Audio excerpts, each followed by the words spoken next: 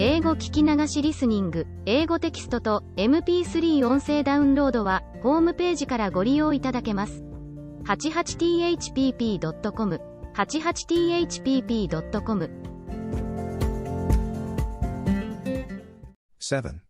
The Adventure of the Blue Carbuncle. I had called upon my friend Sherlock Holmes upon the second morning after Christmas, with the intention of wishing him the compliments of the season. He was lounging upon the sofa in a purple dressing gown, a pipe rack within his reach upon the right, and a pile of crumpled morning papers, evidently newly studied, near at hand. Beside the couch was a wooden chair, and on the angle of the back hung a very seedy and disreputable hard felt hat, much the worse for wear, and cracked in several places.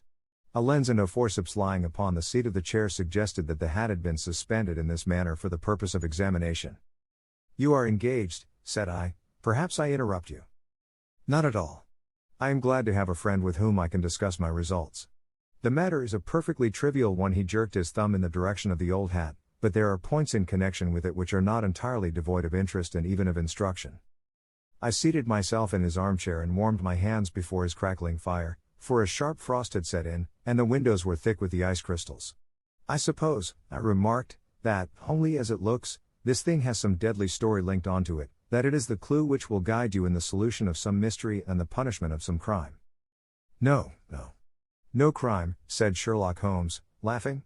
"Only one of those whimsical little incidents which will happen when you have 4 million human beings all jostling each other within the space of a few square miles. Amid the action and reaction of so dense a swarm of humanity, every possible combination of events may be expected to take place, and many a little problem will be presented which may be striking and bizarre without being criminal. We have already had experience of such. So much so," I remarked, "that of the last 6 cases which I have added to my notes, 3 have been entirely free of any legal crime." "Precisely. You allude to my attempt to recover the Irene Adler papers, to the singular case of Miss Mary Sutherland, and to the adventure of the man with the twisted lip. Well, I have no doubt that this small matter will fall into the same innocent category. You know Peterson, the commissionaire?" "Yes. It is to him that this trophy belongs." "It is his hat." No, he found it. Its owner is unknown. I beg that you will look upon it not as a battered billycock but as an intellectual problem. And, first, as to how it came here. It arrived upon Christmas morning, in company with a good fat goose, which is, I have no doubt, roasting at this moment in front of Peterson's fire. The facts are these: about 4 o'clock on Christmas morning, Peterson, who, as you know, is a very honest fellow, was returning from some small jollification and was making his way homeward down Tottenham Court Road.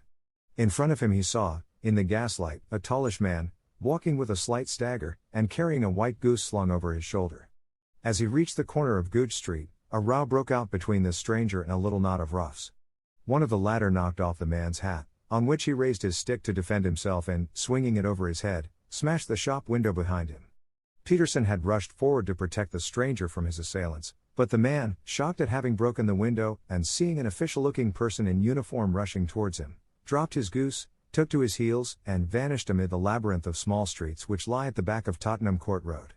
The roughs had also fled at the appearance of Peterson, so that he was left in possession of the field of battle, and also of the spoils of victory in the shape of this battered hat and a most unimpeachable Christmas goose.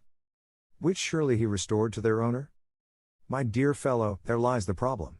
It is true that for Mrs. Henry Baker was printed upon a small card which was tied to the bird's left leg, and it is also true that the initials H.B. are legible upon the lining of this hat, but as there are some thousands of Bakers, and some hundreds of Henry Bakers in this city of ours, it is not easy to restore lost property to any one of them. What, then, did Peterson do? He brought round both hat and goose to me on Christmas morning, knowing that even the smallest problems are of interest to me.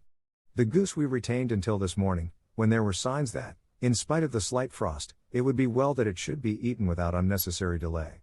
Its finder has carried it off, therefore, to fulfill the ultimate destiny of a goose, while I continue to retain the hat of the unknown gentleman who lost his Christmas dinner. Did he not advertise? No. Then, what clue could you have as to his identity? Only as much as we can deduce. From his hat? Precisely. But you are joking. What can you gather from this old battered felt? Here is my lens.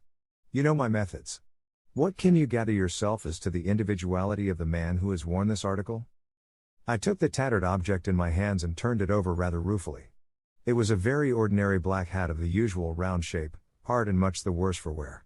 The lining had been of red silk, but was a good deal discolored. There was no maker's name, but, as Holmes had remarked, the initials H.B. were scrawled upon one side.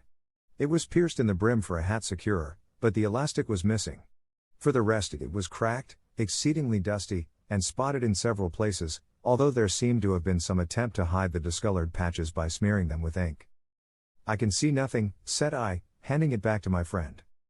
"On the contrary, Watson, you can see everything. You fail, however, to reason from what you see. You are too timid in drawing your inferences. Then pray tell me what it is that you can infer from this hat?" He picked it up and gazed at it in the peculiar introspective fashion which was characteristic of him.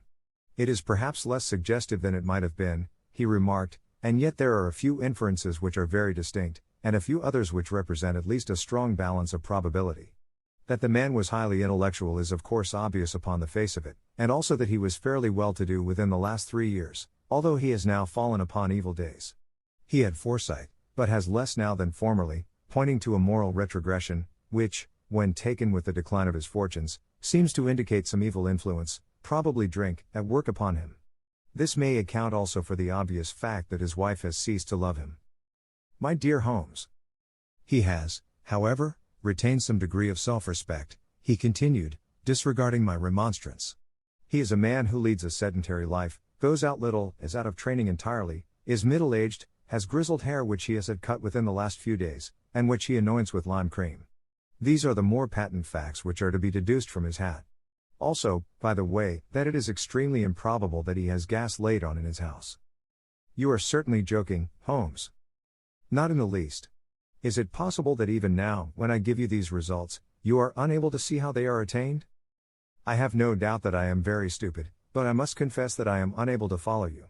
For example, how did you deduce that this man was intellectual?" For answer Holmes clapped the hat upon his head. It came right over the forehead and settled upon the bridge of his nose. "It is a question of cubic capacity," said he. "A man with so large a brain must have something in it." "The decline of his fortunes, then?" "This hat is 3 years old. These flat brims curled at the edge came in then. It is a hat of the very best quality. Look at the band of ribbed silk and the excellent lining. If this man could afford to buy so expensive a hat 3 years ago, and has had no hat since, then he has assuredly gone down in the world." "Well, that is clear enough, certainly. But how about the foresight and the moral retrogression?" Sherlock Holmes laughed. "Here is the foresight," said he, putting his finger upon the little disc and loop of the hat securer. "They are never sold upon hats. If this man ordered one, it is a sign of a certain amount of foresight, since he went out of his way to take this precaution against the wind. But since we see that he has broken the elastic and has not troubled to replace it, it is obvious that he has less foresight now than formerly, which is a distinct proof of a weakening nature. On the other hand, he has endeavored to conceal some of these stains upon the felt by daubing them with ink, which is a sign that he has not entirely lost his self-respect. Your reasoning is certainly plausible. The further points, that he is middle-aged, that his hair is grizzled, that it has been recently cut, and that he uses lime cream, are all to be gathered from a close examination of the lower part of the lining. The lens discloses a large number of hair ends, clean cut by the scissors of the barber. They all appear to be adhesive, and there is a distinct odor of lime cream. This dust, you will observe, is not the gritty, gray dust of the street but the fluffy brown dust of the house, showing that it has been hung up indoors most of the time, while the marks of moisture upon the inside are proof positive that the wearer perspired very freely, and could therefore, hardly be in the best of training. But his wife, you said that she had ceased to love him. This hat has not been brushed for weeks. When I see you, my dear Watson, with a week's accumulation of dust upon your hat, and when your wife allows you to go out in such a state, I shall fear that you also have been unfortunate enough to lose your wife's affection. But he might be a bachelor. Nay, he was bringing home the goose as a peace offering to his wife. Remember the card upon the bird's leg. You have an answer to everything. But how on earth do you deduce that the gas is not laid on in his house? One tallow stain, or even two, might come by chance, but when I see no less than 5, I think that there can be little doubt that the individual must be brought into frequent contact with burning tallow, walks upstairs at night probably with his hat in one hand and a guttering candle in the other. Anyhow, he never got tallow stains from a gas jet. Are you satisfied?" "Well, it is very ingenious," said I, laughing, But since, as you said just now, there has been no crime committed, and no harm done save the loss of a goose, all this seems to be rather a waste of energy. Sherlock Holmes had opened his mouth to reply, when the door flew open, and Peterson, the commissionaire, rushed into the apartment with flushed cheeks and the face of a man who was dazed with astonishment. "The goose, Mr. Holmes." "The goose, sir," he gasped. "Eh? What of it, then? Has it returned to life and flapped off through the kitchen window?" Holmes twisted himself round upon the sofa to get a fairer view of the man's excited face. "See here, sir. See what my wife found in its crop." He held out his hand and displayed upon the center of the palm a brilliantly scintillating blue stone, rather smaller than a bean in size, but of such purity and radiance that it twinkled like an electric point in the dark hollow of his hand. Sherlock Holmes sat up with a whistle. "By Jove, Peterson," said he, "this is treasure trove indeed. I suppose you know what you have got?" "A diamond, sir? A precious stone.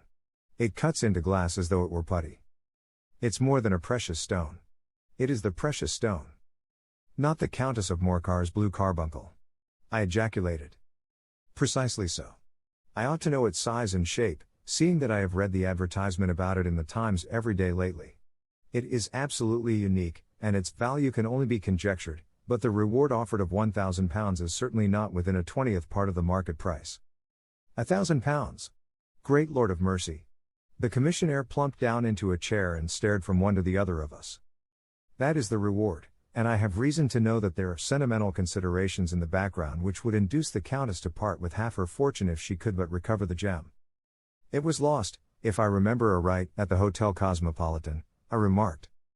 "Precisely so, on December 22nd, just 5 days ago. John Horner, a plumber, was accused of having abstracted it from the lady's jewel case. The evidence against him was so strong that the case has been referred to the assizes. I have some account of the matter here, I believe." He rummaged amid his newspapers, glancing over the dates, until at last he smoothed one out, doubled it over, and read the following paragraph. "Hotel Cosmopolitan jewel robbery. John Horner, 26, plumber, was brought up upon the charge of having upon the 22nd inst. Abstracted from the jewel case of the Countess of Morcar the valuable gem known as the blue carbuncle.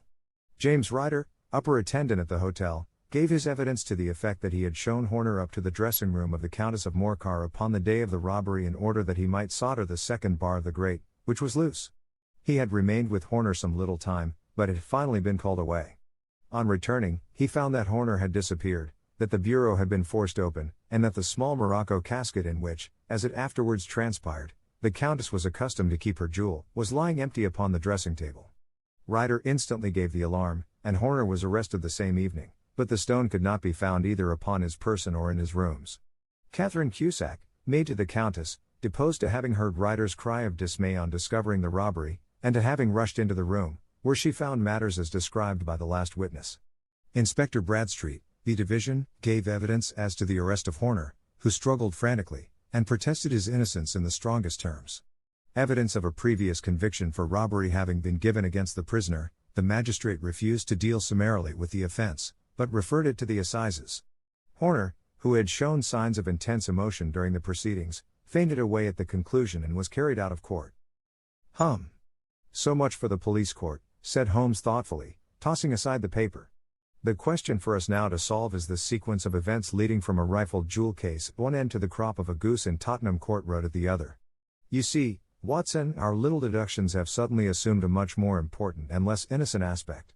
Here is the stone came from the goose, and the goose came from Mr. Henry Baker, the gentleman with the bad hat and all the other characteristics with which I have bored you. So now we must set ourselves very seriously to finding this gentleman and ascertaining what part he has played in this little mystery. To do this, we must try the simplest means first, and these lie undoubtedly in an advertisement in all the evening papers. If this fail, I shall have recourse to other methods. What will you say? Give me a pencil and that slip of paper.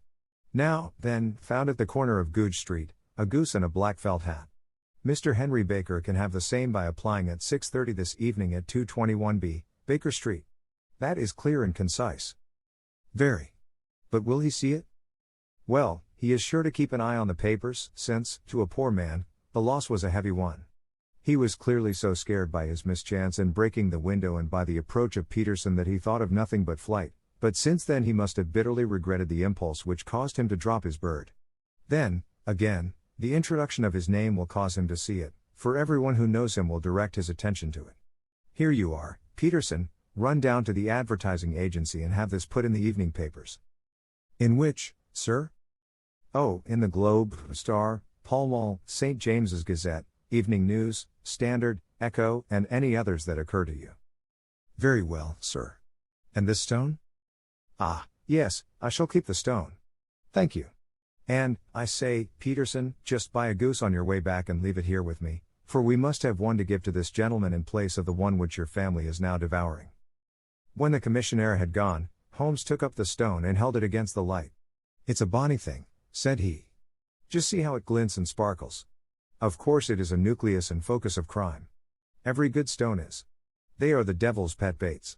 In the larger and older jewels every facet may stand for a bloody deed. This stone is not yet 20 years old.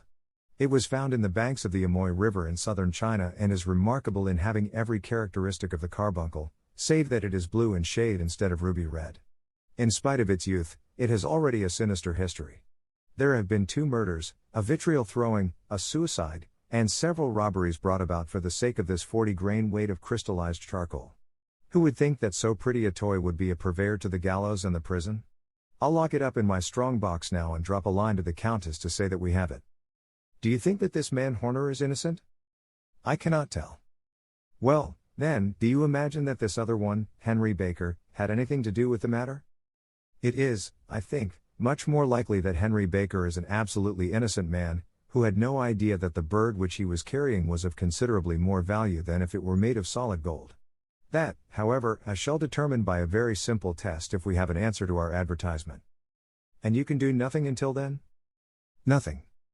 In that case I shall continue my professional round. But I shall come back in the evening at the hour you have mentioned, for I should like to see the solution of so tangled a business. Very glad to see you. I dine at 7. There is a woodcock, I believe. By the way, in view of recent occurrences, perhaps I ought to ask Mrs. Hudson to examine its crop. I had been delayed at a case, and it was a little after 6:30 when I found myself in Baker Street once more. As I approached the house I saw a tall man in a Scotch bonnet with a coat which was buttoned up to his chin waiting outside in the bright semicircle which was thrown from the fanlight. Just as I arrived the door was opened, and we were shown up together to Holmes' room. Mr. Henry Baker, I believe, said he, rising from his armchair and greeting his visitor with the easy air of geniality which he could so readily assume. Pray take this chair by the fire, Mr. Baker. It is a cold night, and I observe that your circulation is more adapted for summer than for winter. Ah, Watson, you have just come at the right time. Is that your hat, Mr. Baker? Yes, sir, that is undoubtedly my hat. He was a large man with rounded shoulders, a massive head, and a broad, intelligent face, sloping down to a pointed beard of grizzled brown. A touch of red in nose and cheeks, with a slight tremor of his extended hand, recalled Holmes' surmise as to his habits. His rusty black frock coat was buttoned right up in front, with the collar turned up, and his lank wrists protruded from his sleeves without a sign of cuff or shirt. He spoke in a slow staccato fashion, choosing his words with care, and gave the impression generally of a man of learning and letters who had had ill usage at the hands of fortune. We have retained these things for some days, said Holmes, because we expected to see an advertisement from you giving your address. I am at a loss to know now why you did not advertise. Our visitor gave a rather shamefaced laugh. Shillings have not been so plentiful with me as they once were, he remarked. I had no doubt that the gang of roughs who assaulted me had carried off both my hat and the bird. I did not care to spend more money in a hopeless attempt at recovering them. Very naturally. By the way, the bird, we were compelled to eat it. To eat it. Our visitor half rose from his chair in his excitement. Yes, it would have been of no use to anyone had we not done so. But I presume that this other goose upon the sideboard, which is about the same weight and perfectly fresh, will answer your purpose equally well. Oh, certainly, certainly, answered Mr. Baker with a sigh of relief. Of course, we still have the feathers, legs, crop, and so on of your own bird, so if you wish. The man burst into a hearty laugh. They might be useful to me as relics of my adventure, said he, but beyond that I can hardly see what use the disjecta member of my late acquaintance are going to be to me. No, sir. I think that, with your permission, I will confine my attentions to the excellent bird which I perceive upon the sideboard. Sherlock Holmes glanced sharply across at me with a slight shrug of his shoulders. There is your hat, Then, and there your bird, said he. By the way, would it bore you to tell me where you got the other one from? I am somewhat of a fowl fancier, and I have seldom seen a better grown goose. Certainly, sir, said Baker, who had risen and tucked his newly gained property under his arm. There are a few of us who frequent the Alpha Inn, near the museum. We are to be found in the museum itself during the day, you understand. This year our good host, Windigate by name, instituted a goose club, by which, on consideration of some few pence every week, we were each to receive a bird at Christmas. My pence were duly paid, and the rest is familiar to you.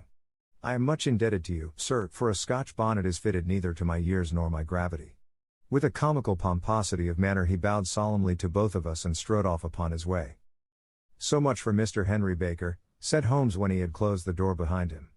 It is quite certain that he knows nothing whatever about the matter. Are you hungry, Watson? Not particularly. Then I suggest that we turn our dinner into a supper and follow up this clue while it is still hot. By all means. It was a bitter night, so we drew on our ulsters and wrapped cravats about our throats. Outside, the stars were shining coldly in a cloudless sky, and the breath of the passers-by blew out into smoke like so many pistol shots. Our footfalls rang out crisply and loudly as we swung through the Doctor's Quarter, Wimpole Street, Harley Street, and so through Wigmore Street into Oxford Street. In a quarter of an hour we were in Bloomsbury at the Alpha Inn, which is a small public house at the corner of one of the streets which runs down into Holborn. Holmes pushed open the door of the private bar and ordered 2 glasses of beer from the ruddy-faced, white-aproned landlord. Your beer should be excellent if it is as good as your geese, said he. My geese? The man seemed surprised. Yes. I was speaking only half an hour ago to Mr. Henry Baker, who was a member of your goose club. Ah. Yes, I see. But you see, sir, them's not our geese. Indeed. Whose, then? Well, I got the 2 dozen from a salesman in Covent Garden. Indeed? I know some of them. Which was it? Breckenridge is his name. Ah. I don't know him. Well, here's your good health, landlord, and prosperity to your house. Good night. Now for Mr. Breckenridge, he continued, buttoning up his coat as we came out into the frosty air. Remember, Watson, that though we have so homely a thing as a goose at one end of this chain, we have at the other a man who will certainly get 7 years penal servitude unless we can establish his innocence. It is possible that our inquiry may but confirm his guilt, but, in any case, we have a line of investigation which has been missed by the police, and which a singular chance has placed in our hands. Let us follow it out to the bitter end. Faces to the south, then, and quick march. We passed across Holborn, down Endell Street, and so through a zigzag of slums to Covent Garden Market.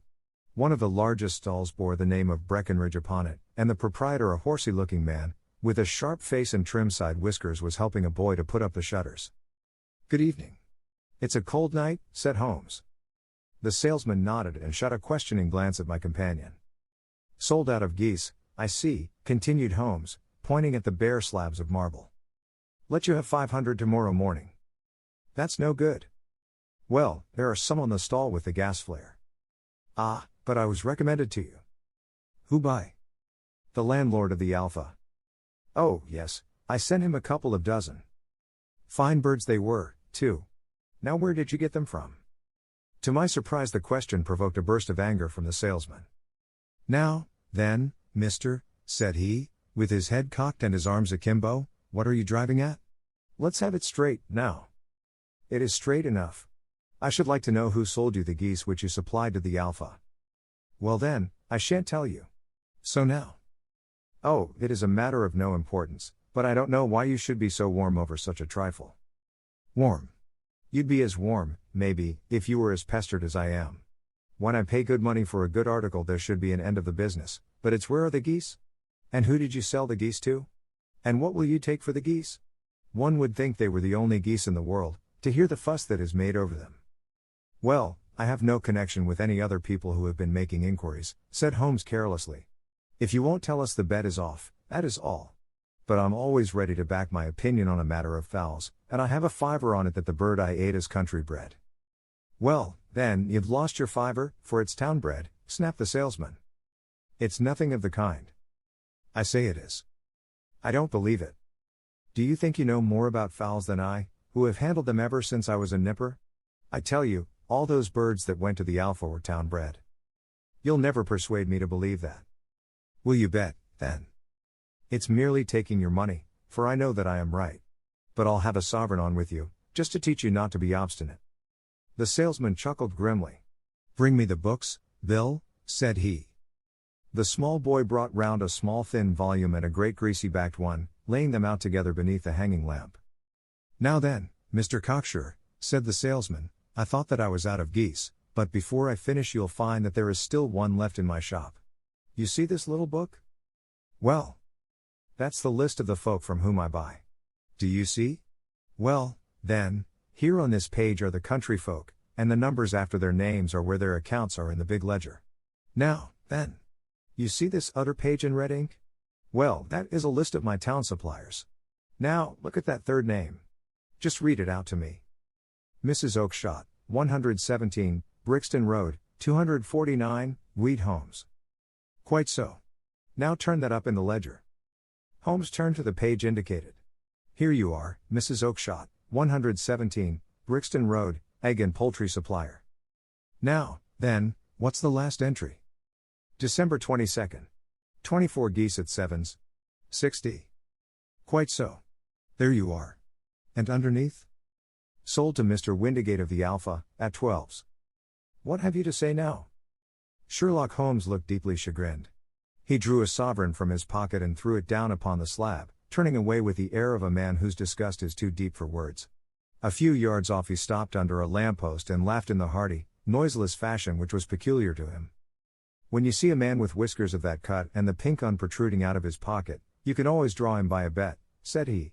I dare say that if I had put £100 down in front of him, that man would not have given me such complete information as was drawn from him by the idea that he was doing me on a wager.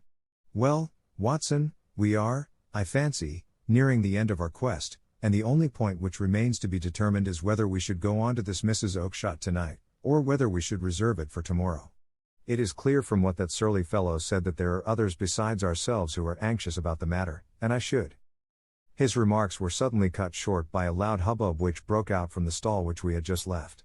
Turning round we saw a little rat-faced fellow standing in the center of the circle of yellow light which was thrown by the swinging lamp, while Breckenridge, the salesman, framed in the door of his stall, was shaking his fist fiercely at the cringing figure. I've had enough of you and your geese, he shouted. I wish you were all at the devil together. If you come pestering me any more with your silly talk I'll set the dog at you. You bring Mrs. Oakshott here and I'll answer her, but what have you to do with it? Did I buy the geese off you? No, but one of them was mine all the same, whined the little man. Well, then, ask Mrs. Oakshott for it. She told me to ask you. Well, you can ask the King of Prussia, for all I care. I've had enough of it. Get out of this. He rushed fiercely forward, and the inquirer flitted away into the darkness. Ha! This may save us a visit to Brixton Road, whispered Holmes. Come with me, and we will see what is to be made of this fellow. Striding through the scattered knots of people who lounged round the flaring stalls, my companion speedily overtook the little man and touched him upon the shoulder. He sprang round, and I could see in the gaslight that every vestige of color had been driven from his face. Who are you, then? What do you want? He asked in a quavering voice. You will excuse me, said Holmes blandly, but I could not help overhearing the questions which you put to the salesman just now. I think that I could be of assistance to you. You? Who are you? How could you know anything of the matter? My name is Sherlock Holmes. It is my business to know what other people don't know. But you can know nothing of this? Excuse me, I know everything of it. You are endeavoring to trace some geese which were sold by Mrs. Oakshott, of Brixton Road, to a salesman named Breckenridge, by him in turn to Mr. Windigate, of the Alpha, and by him to his club, of which Mr. Henry Baker is a member. Oh, sir, you are the very man whom I have longed to meet, cried the little fellow with outstretched hands and quivering fingers. I can hardly explain to you how interested I am in this matter. Sherlock Holmes hailed a four-wheeler which was passing. In that case we had better discuss it in a cozy room rather than in this wind-swept marketplace, said he. But pray tell me, before we go farther, who it is that I have the pleasure of assisting. The man hesitated for an instant. My name is John Robinson, he answered with a sidelong glance. No, the real name, said Holmes sweetly. It is always awkward doing business with an alias. A flush sprang to the white cheeks of the stranger. Well then, said he, my real name is James Ryder. Precisely so. Head attendant at the Hotel Cosmopolitan. Pray step into the cab, and I shall soon be able to tell you everything which you would wish to know." The little man stood glancing from one to the other of us with half-frightened, half-hopeful eyes, as one who is not sure whether he is on the verge of a windfall or of a catastrophe. Then he stepped into the cab, and in half an hour we were back in the sitting room at Baker Street. Nothing had been said during our drive, but the high, thin breathing of our new companion, and the claspings and unclaspings of his hands, spoke of the nervous tension within him. "Here we are," said Holmes cheerily as we filed into the room. "The fire looks very seasonable in this weather. You look cold, Mr. Ryder. Pray take the basket chair. I will just put on my slippers before we settle this little matter of yours. Now, then. You want to know what became of those geese?" "Yes, sir. Or rather, I fancy, of that goose. It was one bird, I imagine, in which you were interested, white, with a black bar across the tail." Ryder quivered with emotion. "Oh, sir," he cried, "can you tell me where it went to?" "It came here." "Here?" "Yes, and a most remarkable bird it proved. I don't wonder that you should take an interest in it. It laid an egg after it was dead, the bonniest, brightest little blue egg that ever was seen. I have it here in my museum." Our visitor staggered to his feet and clutched the mantelpiece with his right hand. Holmes unlocked his strong box and held up the blue carbuncle, which shone out like a star, with a cold, brilliant, many-pointed radiance. Ryder stood glaring with a drawn face, uncertain whether to claim or to disown it. "The game's up, Ryder," said Holmes quietly. "Hold up, man, or you'll be into the fire. Give him an arm back into his chair, Watson. He's not got blood enough to go in for felony with impunity. Give him a dash of brandy. So. Now he looks a little more human. What a shrimp it is, to be sure." For a moment he had staggered and nearly fallen, but the brandy brought a tinge of color into his cheeks, and he sat staring with frightened eyes at his accuser. "I have almost every link in my hands, and all the proofs which I could possibly need, so there is little which you need tell me. Still, that little may as well be cleared up to make the case complete. You had heard, Ryder, of this blue stone of the Countess of Morcar's?" "It was Catherine Cusack who told me of it," said he in a crackling voice. "I see, her ladyship's waiting maid.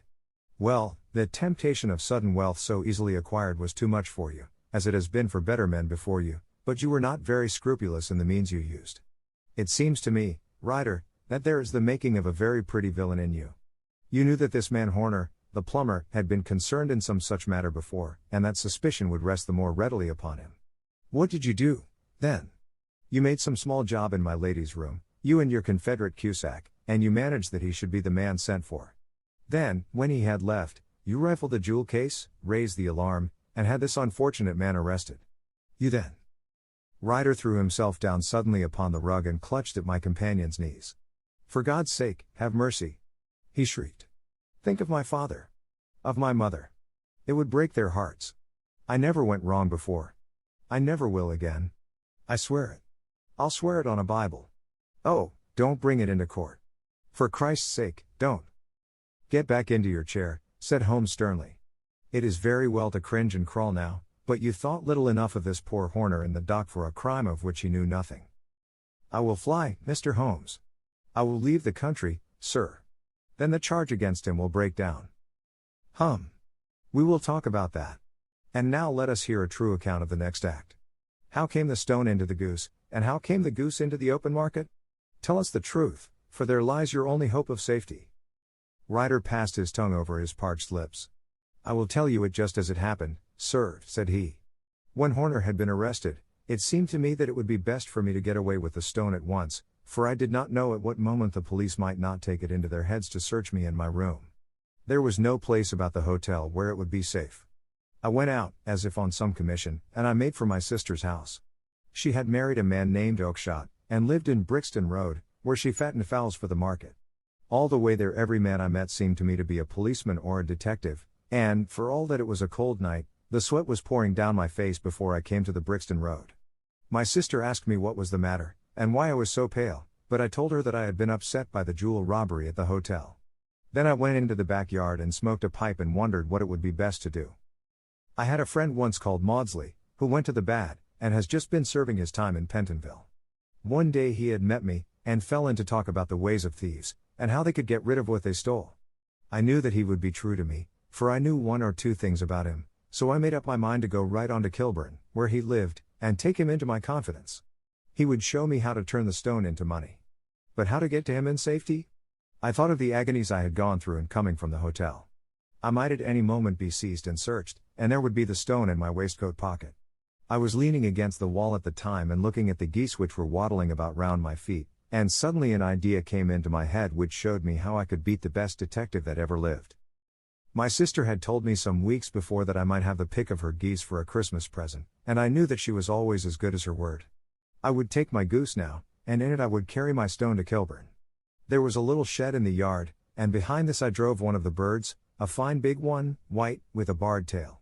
I caught it, and prying its bill open, I thrust the stone down its throat as far as my finger could reach. The bird gave a gulp, and I felt the stone pass along its gullet and down into its crop. But the creature flapped and struggled, and out came my sister to know what was the matter. As I turned to speak to her, the brute broke loose and fluttered off among the others. "Whatever were you doing with that bird, Jem?" says she. "Well," said I, "you said you'd give me one for Christmas, and I was feeling which was the fattest." "Oh," says she, "we've set yours aside for you, Jem's bird, we call it. It's the big white one over yonder. There's 26 of them, which makes one for you, and one for us, and 2 dozen for the market." "Thank you, Maggie," says I, "but if it is all the same to you, I'd rather have that one I was handling just now." "The other is a good 3 pound heavier," said she, "and we fatten it expressly for you." "Never mind. I'll have the other, and I'll take it now," said I. "Oh, just as you like," said she, a little huffed. "Which is it you want, then?" "That white one with the barred tail, right in the middle of the flock." "Oh, very well. Kill it and take it with you." Well, I did what she said, Mr. Holmes, and I carried the bird all the way to Kilburn. I told my pal what I had done, for he was a man that it was easy to tell a thing like that to. He laughed until he choked, and we got a knife and opened the goose. My heart turned to water, for there was no sign of the stone, and I knew that some terrible mistake had occurred. I left the bird, rushed back to my sister's, and hurried into the backyard. There was not a bird to be seen there. "Where are they all, Maggie?" I cried. "Gone to the dealers, Jem." "Which dealers?" "Breckenridge, of Covent Garden." "But was there another with a barred tail?" I asked, "the same as the one I chose?" "Yes, Jem, there were 2 barred-tailed ones, and I could never tell them apart." Well, then, of course I saw it all, and I ran off as hard as my feet would carry me to this man Breckenridge, but he had sold the lot at once, and not one word would he tell me as to where they had gone. You heard him yourselves tonight. Well, he has always answered me like that. My sister thinks that I am going mad. Sometimes I think that I am myself. And now I am myself a branded thief, without ever having touched the wealth for which I sold my character. God help me! God help me! He burst into convulsive sobbing, with his face buried in his hands. There was a long silence, broken only by his heavy breathing and by the measured tapping of Sherlock Holmes' fingertips upon the edge of the table. Then my friend rose and threw open the door. "Get out," said he. "What, sir?" "Oh, heaven bless you." "No more words. Get out." And no more words were needed. There was a rush, a clatter upon the stairs, the bang of a door, and the crisp rattle of running footfalls from the street. "After all, Watson," said Holmes, reaching up his hand for his clay pipe, "I am not retained by the police to supply their deficiencies. If Horner were in danger it would be another thing, but this fellow will not appear against him, and the case must collapse. I suppose that I am commuting a felony, but it is just possible that I am saving a soul. This fellow will not go wrong again, he is too terribly frightened. Send him to jail now, and you make him a jailbird for life. Besides, it is the season of forgiveness. Chance has put in our way a most singular and whimsical problem, and its solution is its own reward. If you will have the goodness to touch the bell, Doctor, we will begin another investigation, in which, also a bird will be the chief feature." 物語の続きは、ホームページからお聞きいただけます。また、テキスト、MP3 ダウンロードも合わせてご利用ください。88thpp.com 88thpp.com